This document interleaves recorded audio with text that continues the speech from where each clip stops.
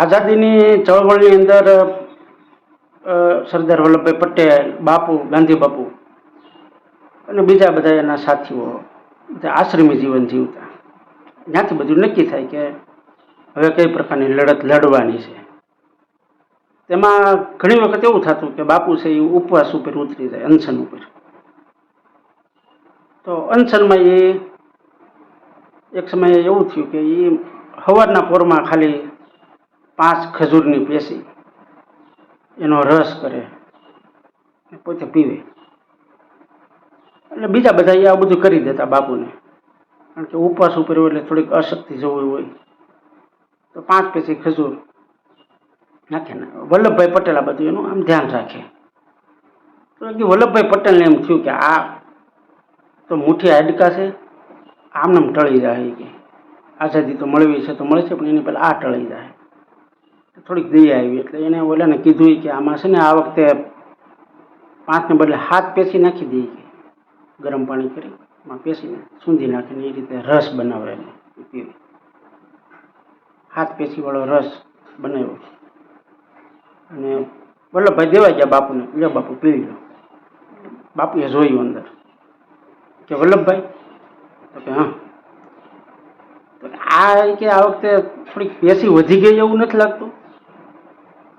આ તો શું છે, આશ્રમી જીવન હતું ને સત્ય, હિંસા, ચોરી ન કરવી, વણજોતું ન સંઘરવું, બ્રહ્મચર્ય ને જાતે મહેનત, કોઈ અડે ન ભડાવવું, આ પ્રકારના 11 મહાવ્રત. એટલે ખોટું તો બોલાય નહીં. એટલે વલ્લભભાઈ કીધું કે બાપુ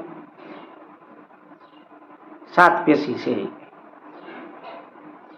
તો કે 5 આપણે કરીએ છીએ, 7 કેમ નાખીએ? એટલે કે બાપુ હવે 5 કે 7 માં ફેર શું પડે? પણ બાપુ તો અલગ માટીના હતા. સંકલ્પ એ સંકલ્પ, એમાં કોમ્પ્રોમાઇઝ નહીં, એમાં બાંધછોડ કરવાની નહીં. એટલે વલ્લભભાઈને કહે છે કે વલ્લભ, કે આ તત્વજ્ઞાન મને શીખવા મળ્યું તારી પાસેથી. કઈ રીતે? તો કે 5 અને 7 એમાં કોઈ ફેર ન હોય તો પછી 3 અને 5માં શું ફેર પડે? તો કાલથી હવે 3 પેશીનો જ રસ બનાવવાનો, ખજૂરના પેશીનો લુગદી. વલ્લભભાઈ કે ભારે કરી.